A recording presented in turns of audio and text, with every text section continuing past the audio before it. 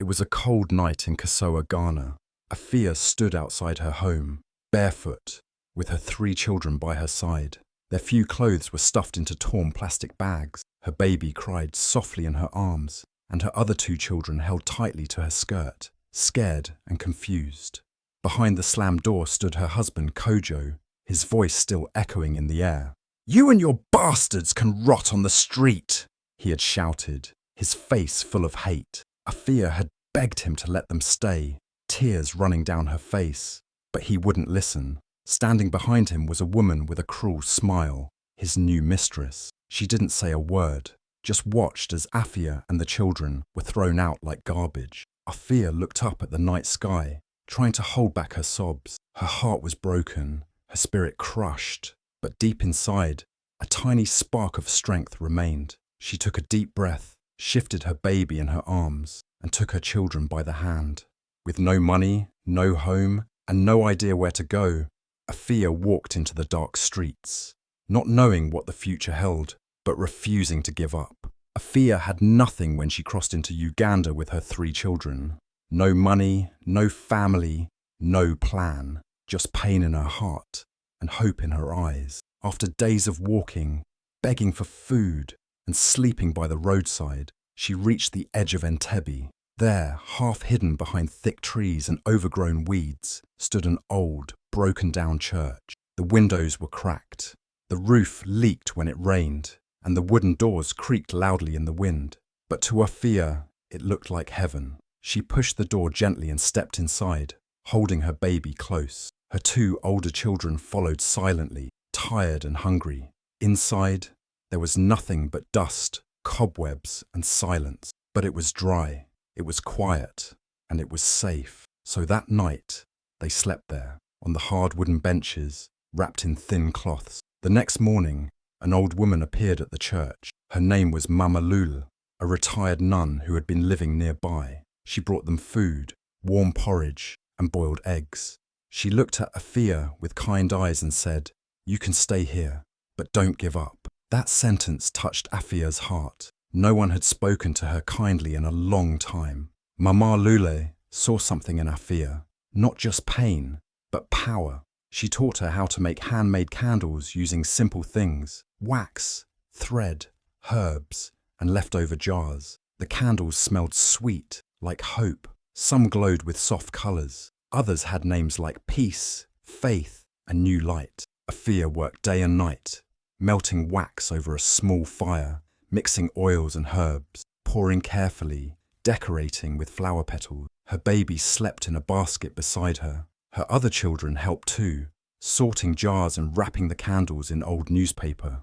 Every evening, Mama Lul would teach her a little more, not just about candles, but about life, patience, and faith. Afia listened carefully, learning not just a skill, but a new way to survive. Slowly, the church didn't feel so empty anymore. It was filled with the smell of warm wax and laughter from her children. One day, Mama Lule took a few of Afia's candles to a local market in Entebbe. People noticed them right away. "Who made this?" they asked. "These don't just smell nice, they feel alive." Within days, more people came asking for them. A local shop asked to stock a few.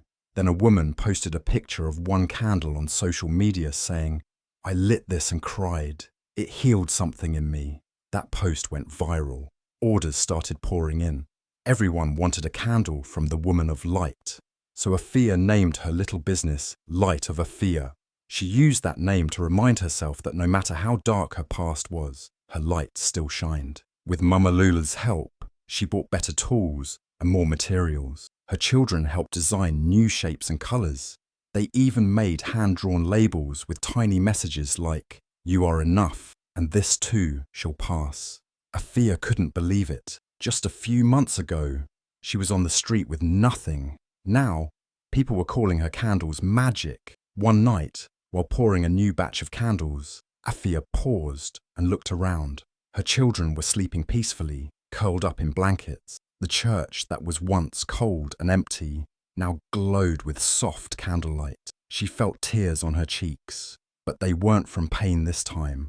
They were from pride. She had built something, She had found a way, and for the first time in a long time, she whispered to herself, "I am not just surviving, I'm living."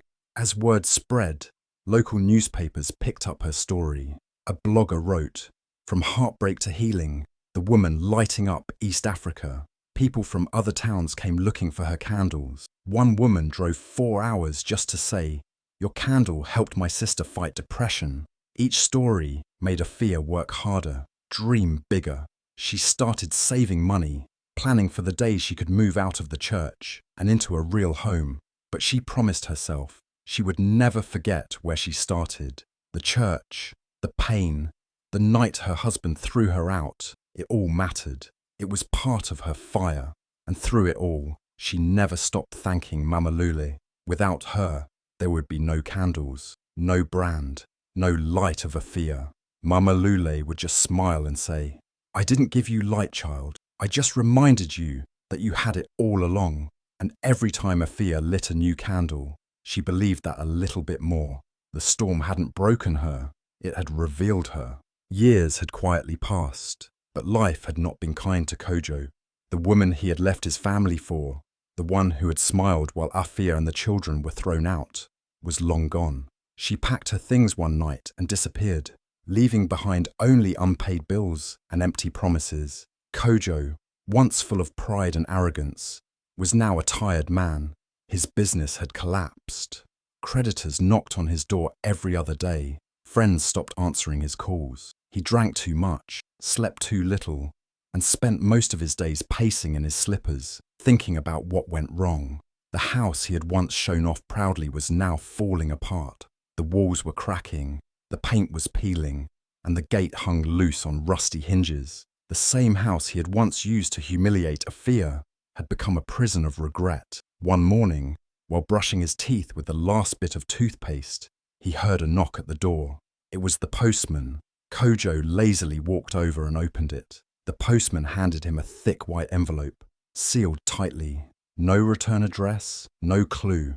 Kojo frowned but took it inside. He sat on the couch, tearing the envelope open with his finger. He pulled out a letter, printed neatly on high-quality paper. His eyes scanned the words slowly, not fully understanding what he was reading at first. It was a legal notice. Afia's name was printed at the bottom, Afia Mensah, but not just her name. Next to it, it read, CEO, Light of Afia Export Limited. Kojo's hands started to shake. The letter stated clearly that she was now the legal owner of the house, the same house he still lived in.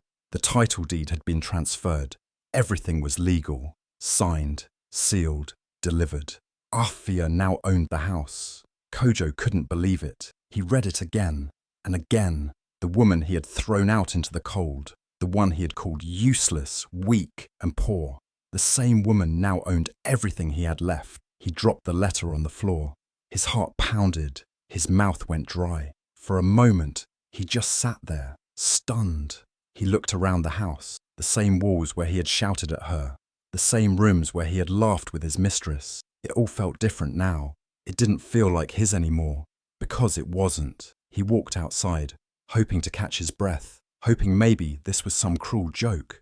But deep down, he knew it was real. That name, Afia Mensah, carried a weight now. He had seen it in the news once, in a local paper, a small story about a woman who made candles that were now being sold in 5 countries. He remembered scoffing at it. He never imagined it was his Afia, the same woman who used to beg him to be kind, the same woman who had walked barefoot into the night, holding their baby and carrying nothing but pain. He lit a cigarette with trembling hands, thinking of her. Was she coming back for revenge? Was she going to throw him out now?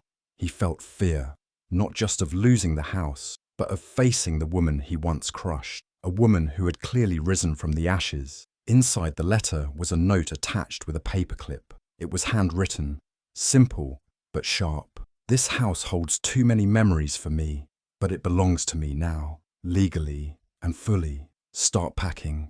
Afia.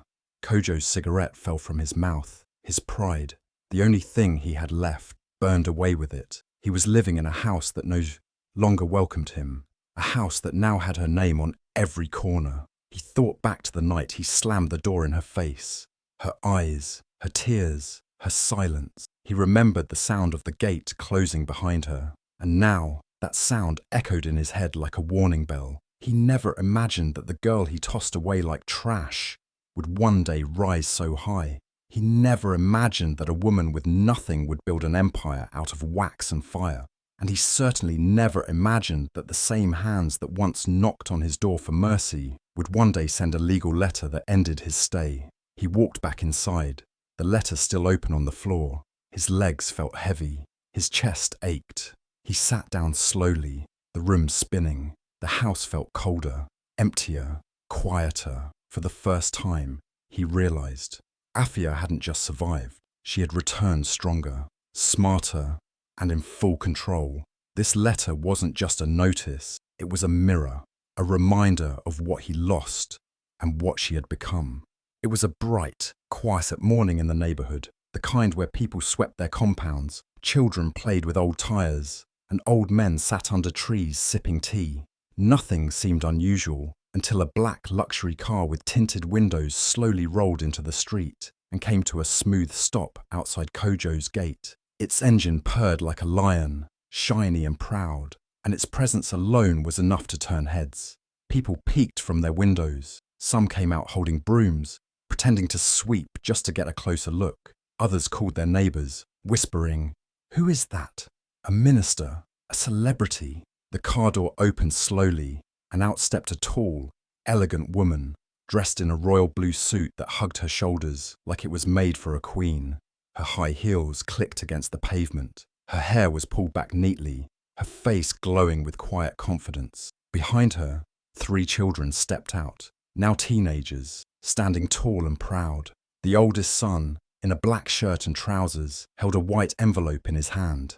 People gasped, not just because of how rich and powerful she looked, but because they recognized her. It was Afia, the same Afia who had once walked barefoot in tears through that very street, carrying her baby, clothes in plastic bags, while her husband Kojo had screamed at her from the gate. Kojo, who was now inside, heard the commotion and rushed out in his faded shirt and slippers. His heart skipped. He stared at the car, at the woman, and his eyes widened in disbelief. It couldn't be her, but it was. Afia stood there, calm, collected, glowing. Kojo stepped closer, his hands trembling, sweat already forming on his forehead.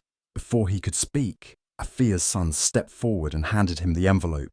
Kojo opened it with shaky fingers, already guessing what it was. His eyes scanned the paper. It was an eviction notice. Legal, clear, final. He had 48 hours to leave the house. He looked up, his mouth open, trying to find words. "Please, Afia, this is my home."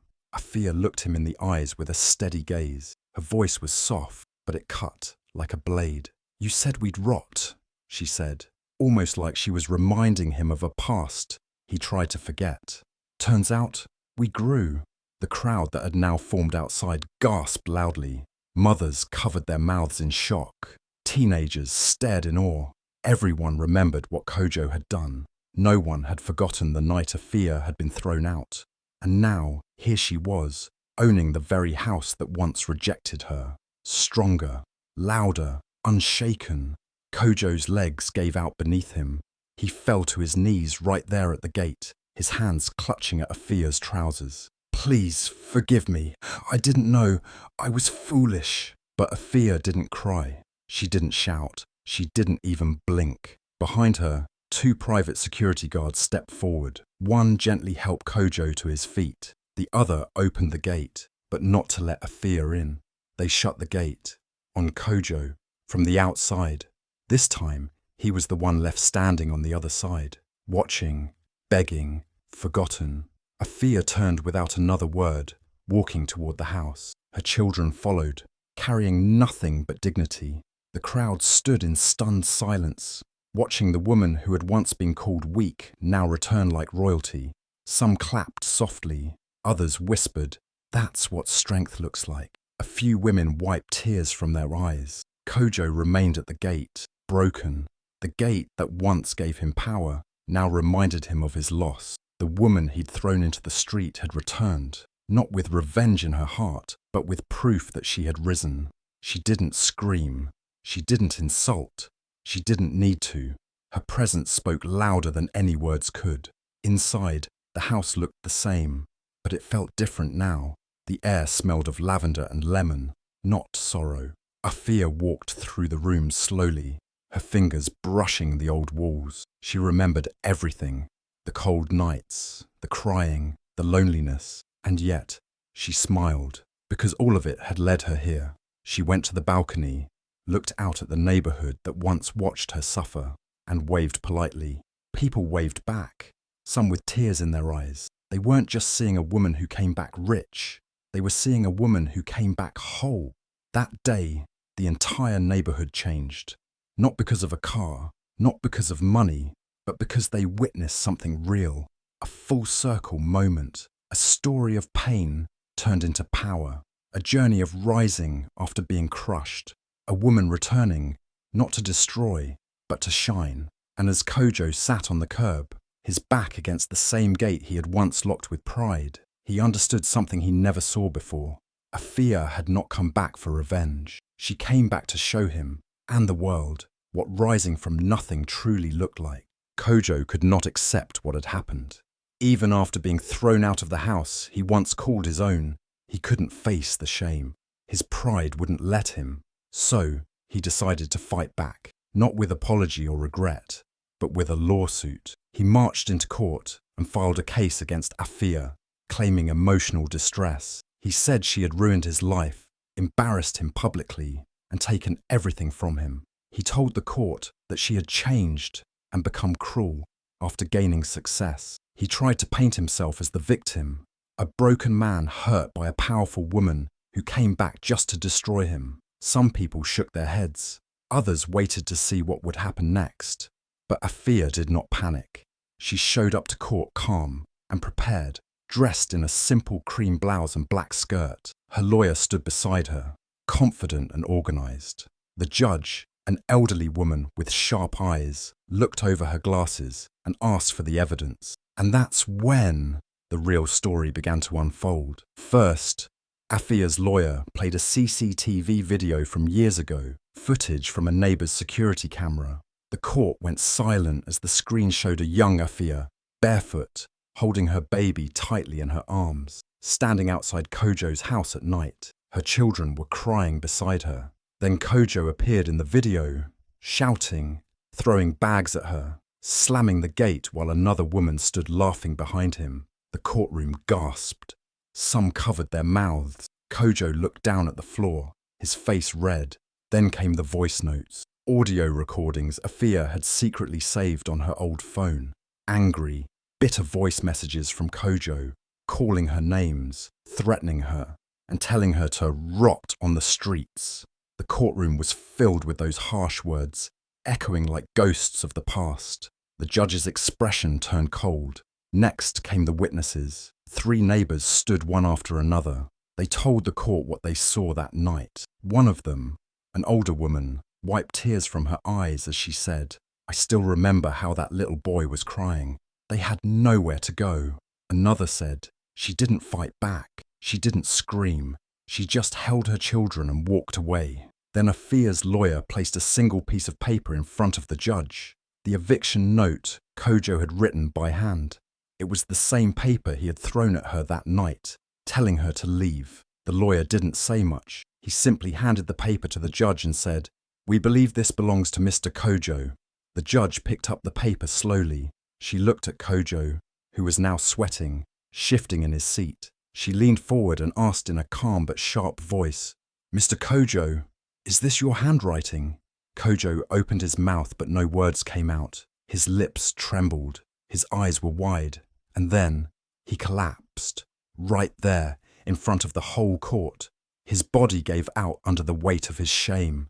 Court officials rushed to him, fanning him, lifting him onto a chair. But the damage was done. Everyone had seen it. The truth was loud, clear, undeniable. After a short break, the court resumed. The judge looked at Afia and gave her a soft nod. Then she read the final decision. Afia was awarded full custody of all 3 children. Kojo had no right to disturb them again. The judge also ordered business protection for Light of Afia. No one could try to claim ownership or steal her idea. Finally, the court awarded damages for what Afia had suffered: the pain, the loss, the public humiliation, and the struggle of starting from zero. Kojo sat quietly, his head bowed. No more pride, no more shouting, just silence. He had tried to use the court to attack Afia again, to rewrite the story. But this time, the truth had a voice. This time, the world listened. Afia walked out of the courtroom with her head held high. She didn't gloat. She didn't look back. She simply held her daughter's hand and walked forward. Reporters tried to stop her. "Do you have anything to say?" one asked. She paused only for a second, then said, "Let the truth speak for itself." Then she smiled and walked away. Outside, people were already talking. Social media exploded with hashtags. Hashtag justice for Afia. Hashtag from thrown out to throne. Hash Light of Afia. Women across the country cheered. Men looked inward. Parents told their children her story. It wasn't just a legal win. It was a symbol of what resilience, truth, and quiet strength could do. Kojo, once a man who laughed while slamming a door on his family, now sat quietly in a small rented room, watching it all unfold on TV. But it was too late. He had written the first chapter of this story in anger and pride. Afia had written the rest with grace and fire. Afia didn't stop after winning the court case. She knew her journey had a bigger purpose. She remembered the cold nights, the hunger, the fear in her children's eyes. She remembered how alone she felt, with no one to turn to. So, she decided to be that helping hand for other women like her, women who were thrown out, broken, and forgotten. She moved to Kigali, Rwanda, and used part of her business profits to open a safe place called Haven House. It was more than a shelter. It was a place of healing, hope, and new beginnings for single mothers with nowhere else to go. Women came there scared and tired, and left with skills, confidence, and strength. Afia trained them in candle making, small business skills, and how to stand again after falling. Her own children helped design the logo, a glowing flame inside a house, symbolizing warmth and light. When a journalist once asked her what changed her life, she smiled and held up the old eviction letter Kojo had thrown at her. "Sometimes," she said, "a door slamming is just the wind pushing you toward your destiny." Her story, once full of pain, had now become a light for many, a true legacy.